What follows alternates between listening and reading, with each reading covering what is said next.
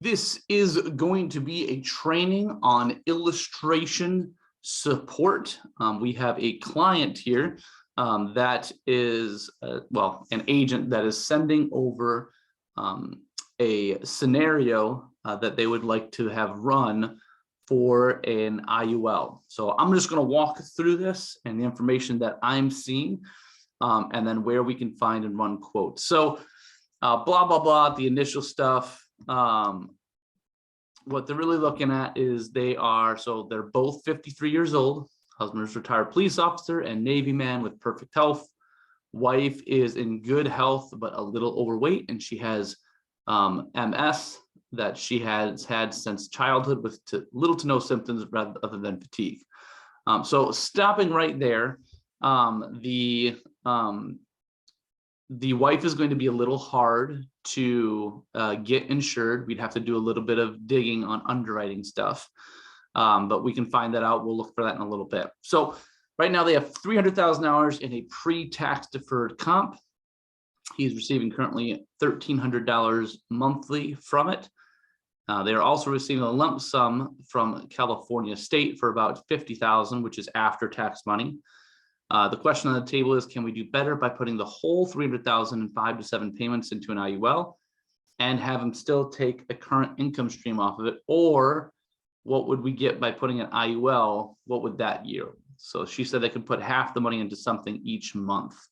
So that $1,300 per month, they can put, $650 basically. So they also want an additional $300,000 in insurance with as much as possible in her, and $150,000 term, and has $300,000 term now, and they don't feel that's enough. So this agent agrees.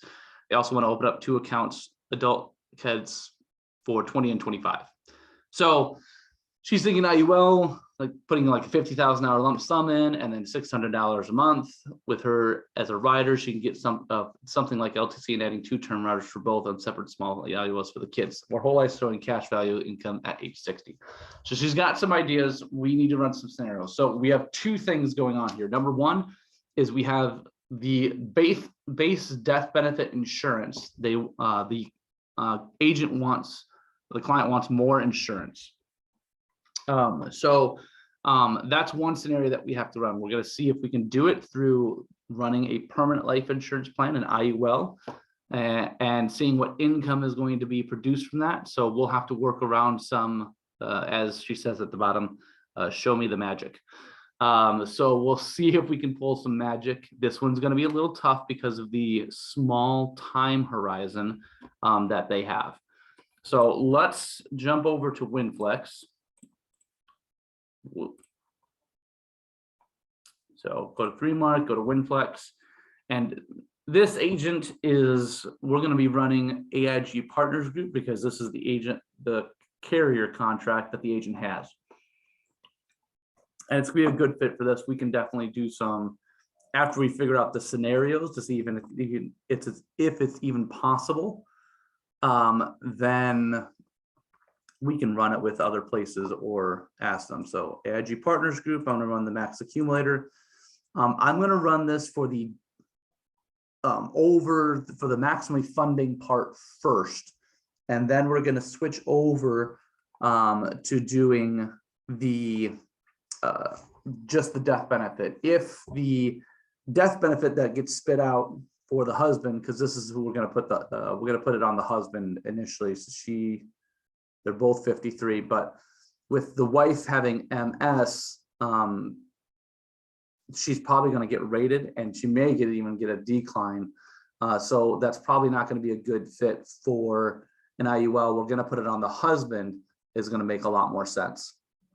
So I'm just going to put valued client, male, we got a 53-year-old, and then I almost always run it at standard non-tobacco. State is the agents out in California. There's nothing else I have to do. Table rating, temporary, permanent. That's all rating classes. So if the client gets rated, then we have to add that stuff in there. She didn't give me the date of birth, so I'll just put the age in. And what we're going to solve for, we're going to solve for an income solve.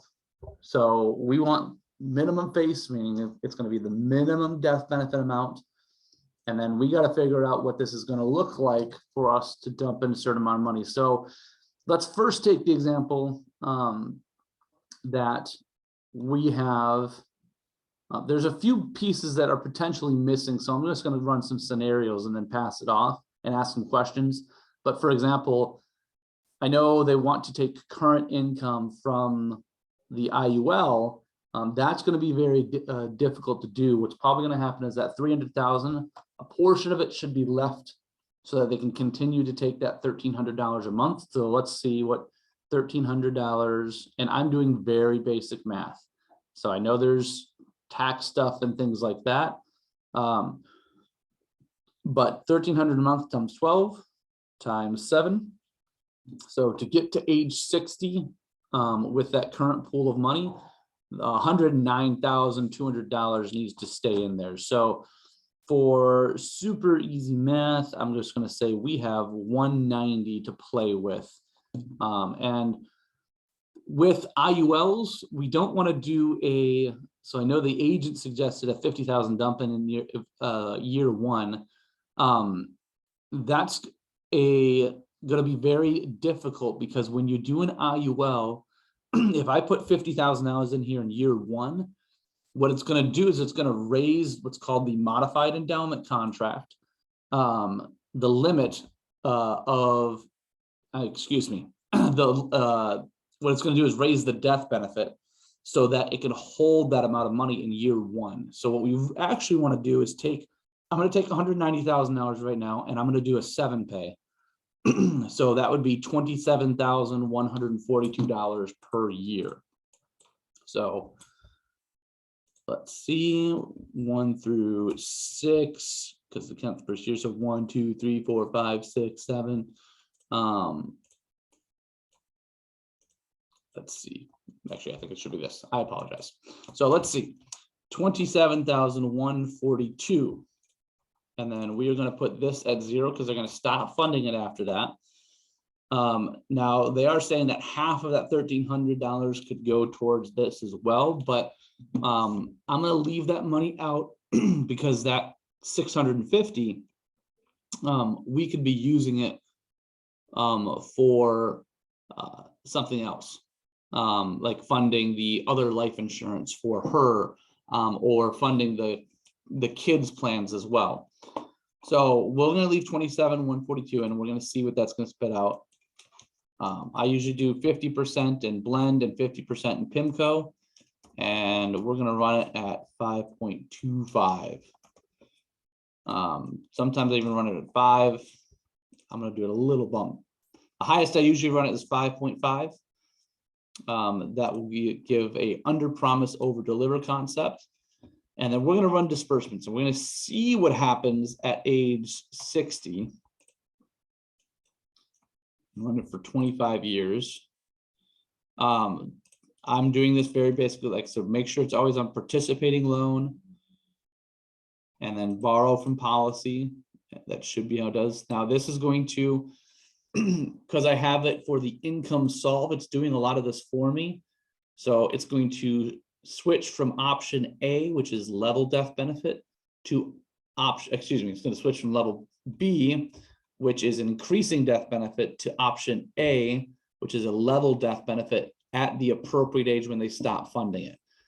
Which means that the option B, increasing death benefit, it will increase the amount of the death benefit. It's the death benefit plus the cash value that equals the total amount of death benefit that the beneficiaries will get. But it also, what it does is it helps the modified endowment contract corridors and the tax situation as well, so that we can put more money into this for a less death benefit. If we did level, that would change that a little bit. And then when we get to starting pulling out money, yes, death benefit is still going to be there, but we want to maximize as much money we can take out of the policy as possible. So switching it from increasing to level is going to be a better option. There's other things that go along with it of why that I won't go into right now, but that's why we're doing it here, is to switching it from level B, increasing to level, so that we can pull out as much money as possible. We're not doing multi-policies right now, so we're going to leave the this off. There's no other, and we can run an internal report, internal rate of return as well, and we'll run the policies and costs just so the agent can see them as well. I'm going to take that off because this is maybe something that be presented to the clients. If you have the agent's information, you can put it into here. We'll just leave that alone right now. Some of the carriers will require that you put that information in here, but for AIG Partners Group, it does not. So we're going to run it right now, and we're going to see what this spits out, and then we can play around with it afterwards. So we'll see what putting on $27,000 is going to do within the policy to do that. Now, there's some other tax things that are happening along with it. I mean, do they need to start pulling out income at age 60? Can they wait a little bit longer?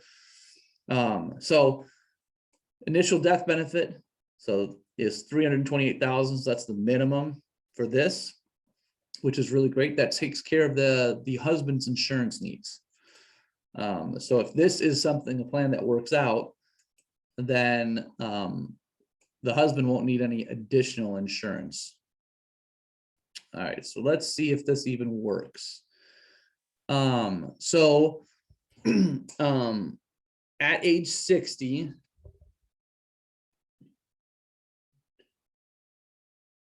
actually, and I did that wrong. So we've got one.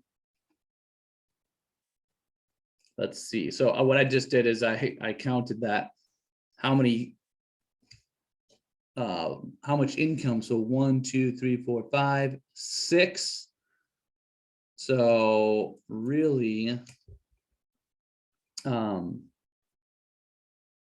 that's how it's counting the years. Let me see something really quick. So at 54. So really we have 6 years. We can do a little bit more divided by 6. So let's see, 31,666. And let's recalculate that. I wasn't counting that they're really, I don't know what the date of birth is. So it may make sense to save age, meaning that if it's 6 months within the last birthday, then we can put that back a year so that we can get one more year out of this. So let's see what that looks like of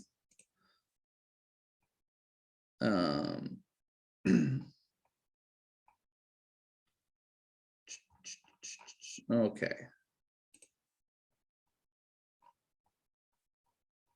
So we're good. Okay, so now we put in the amount that we really have, 31,000.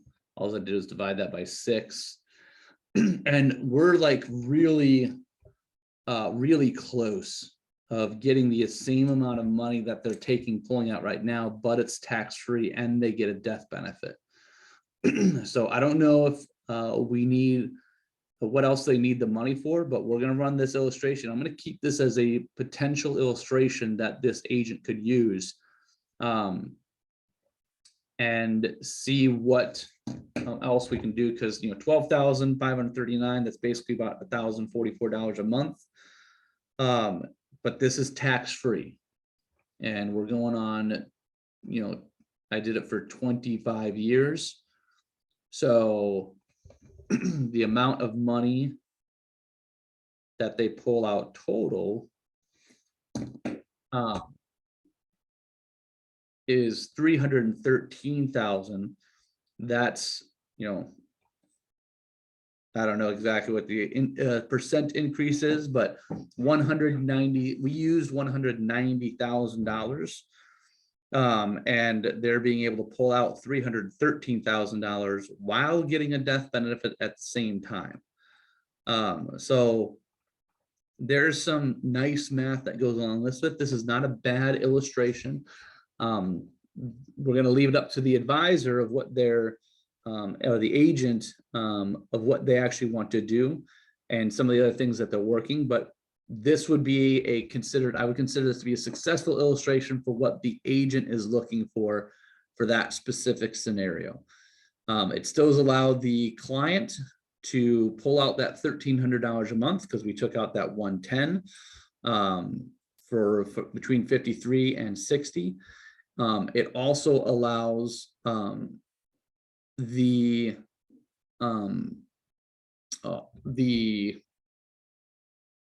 well, I apologize. One of the things that I'm thinking of that I didn't think of earlier is just the tax situation, because this is a tax deferred vehicle. So they have not paid taxes on this yet, which means that that money is not actually going to be that amount of money. So let's see.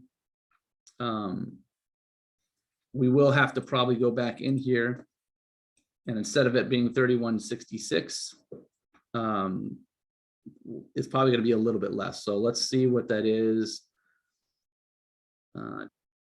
Multiplied.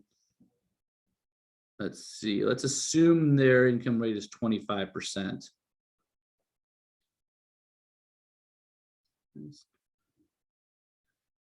Yeah, so that's going to be more around 23,749.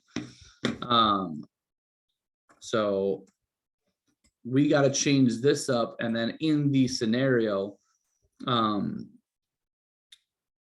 express to the agent about the tax portion.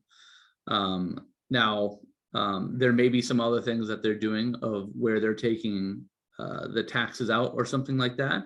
But let's make the assumption we're going to run both illustrations. So I'm going to keep this illustration, assuming basic math. And so I'm going to save this. And then I'm going to run the other one as well and see what that produces also, because we are going to assume that the client is going to have to take out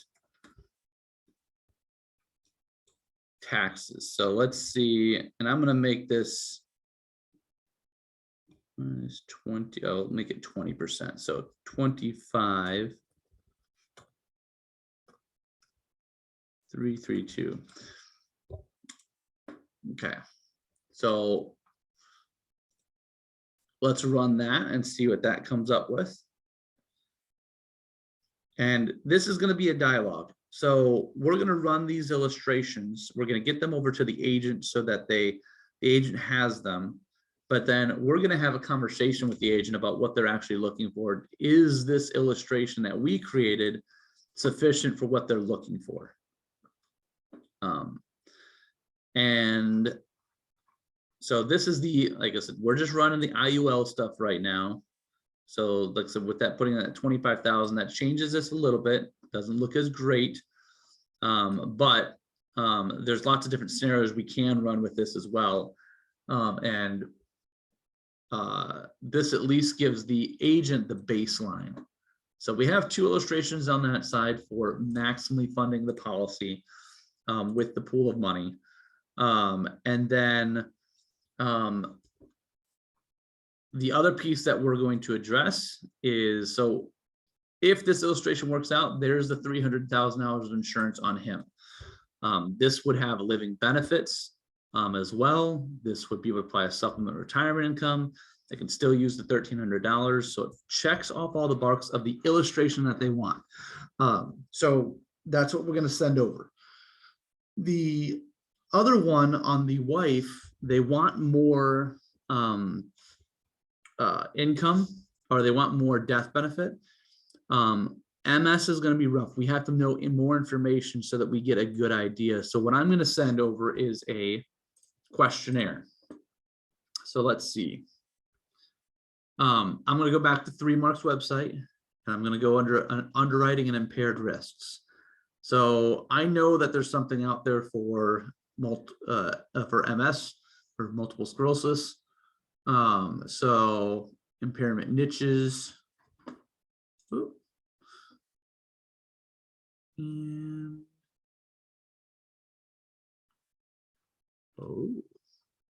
let's see.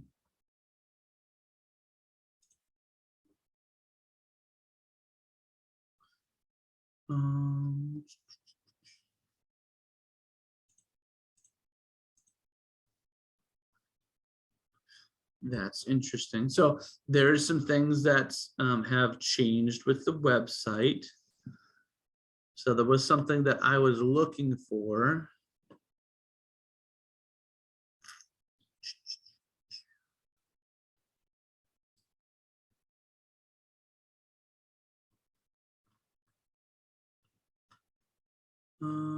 And I don't know if I'm going to be able to find it.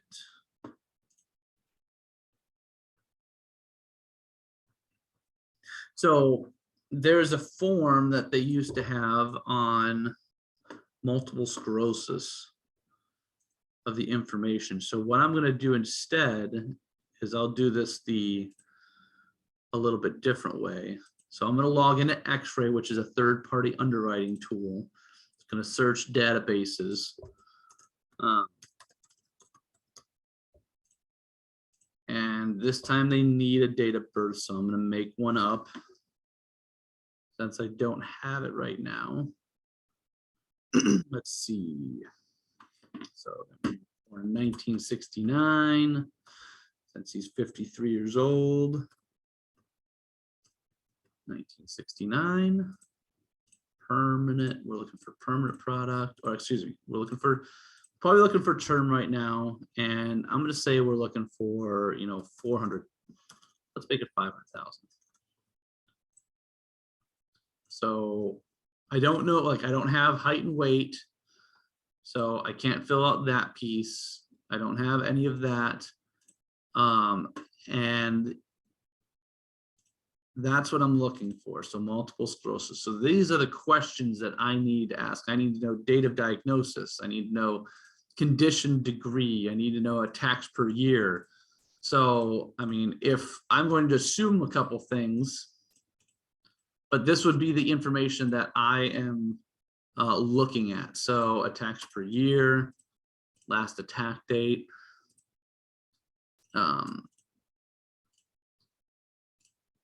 Let's see, 2019, let's just say. Condition type. And I don't know this either, but, and then we're just going to search the underwriting. Let's just say 1. This is extremely mild. This is not going to be the scenario. And I mean, they're all want to know more information. So that's all we can go back to the client is those questions that you saw. Let's make sure that we ask them, and we're going to send an email over asking those questions. So I don't want to make this too long. Hopefully that was enough for right now, but this is the conclusion. We're going to send over those illustrations. We're then going to ask the questions about, is this scenario good for what you're looking for? Does this fit with what your needs are, the illustration that you were looking at, or do we need to make some tweaks? So we need to have that conversation. We can ask about taxes and all that stuff in the conversation. And then the other piece is if we're going to run anything on the wife, we need more information about her multiple sclerosis. And then the last piece is just about how much for the kids. We can run easy, simple IUL illustrations for them.